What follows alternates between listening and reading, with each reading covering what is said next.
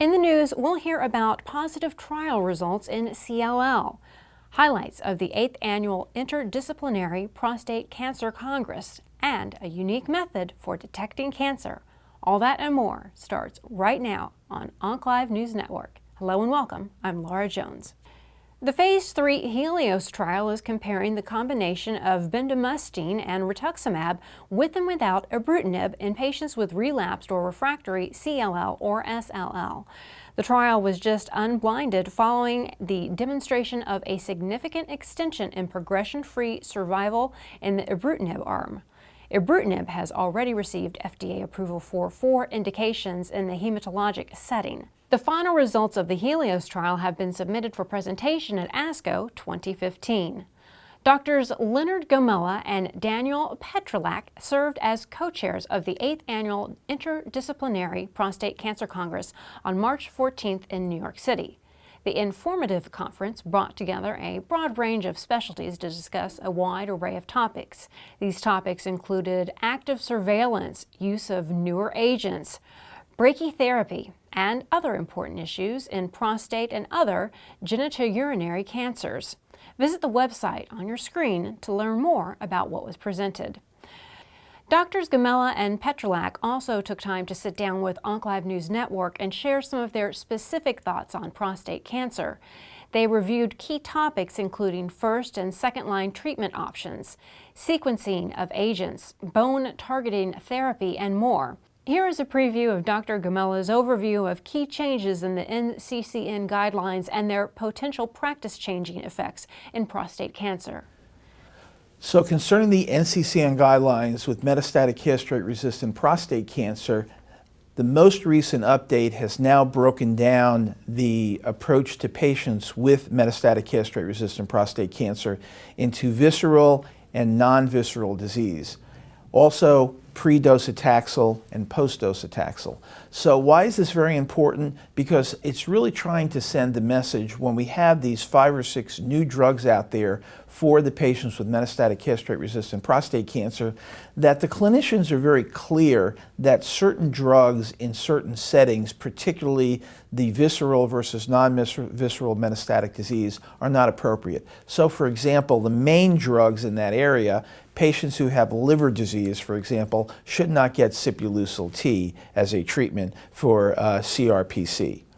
Another drug is the radium-223, again with visceral disease, non-bony disease, probably not appropriate to use it. And again, the NCCN guidelines make this very clear for the practitioners and hopefully for the patients who may be using the patient-friendly versions of these different guidelines. Here now is Dr. Petrylak discussing the androgen receptor splice variant 7 and its potential predictive value. The question is, if a patient fails abiraterone or if they fail enzalutamide, then should you go with the converse drug? And the answer is we really don't know. It does seem that if you fail enzalutamide and then go on to abiraterone or vice versa, that the second drug is less effective overall in a population of patients. Why is that? Well, we have a marker that may help us understand this particular problem. That's something called ARV7, which is expressed probably in about 20% of patients with castration-resistant prostate cancer. The interesting thing about ARV7 is what's called a splice variant. It's not actually a genetic mutation, it's in the processing of the RNA and the splicing of the RNA.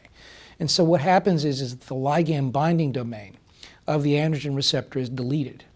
And thus androgen can't bind to it and it's constitutively activated. So if somebody is going to be treated with enzalutamide, they develop the splice variant, it doesn't necessarily make sense to put them on abiraterone because they won't respond. And the same thing with abiraterone, if they develop that splice variant, they shouldn't go on to enzalutamide. We should think about other options such as chemotherapy or isotope therapy or investigational treatments in that situation. So this is one of the ways in the future that I think we potentially can sequence. Now, the real issue about ARV7 is not only the fact that there's a mutated androgen receptor, but if you look carefully at the paper that was published in the New England Journal of Medicine this year, those patients who have the ARV7 also have high levels of the androgen receptor. So perhaps this is also the fact that you're overexpressing that receptor, and that's overcoming the inhibition of enzalutamide or abiraterone. But I think that this is a very important area for research in the future. We invite you to view all of their videos and glean even more insights by visiting the website on your screen. Oncologists may soon have another tool for detecting cancer in the form of man's best friend, the dog.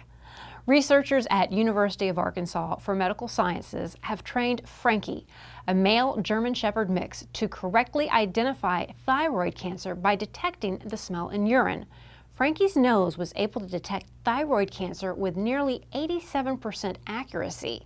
Similarly, other researchers have trained dogs to detect prostate cancer with 98% accuracy. Dr. Donald Bodenner, Chief of Endocrine Oncology at Arkansas, says the diagnostic accuracy of canine scent detection is nearly equivalent to that of fine needle aspiration biopsy, but is a less expensive and non-invasive alternative. And that will do it for this week on OncLive News Network. I'm Laura Jones. Thanks so much for joining us. We'll see you next time.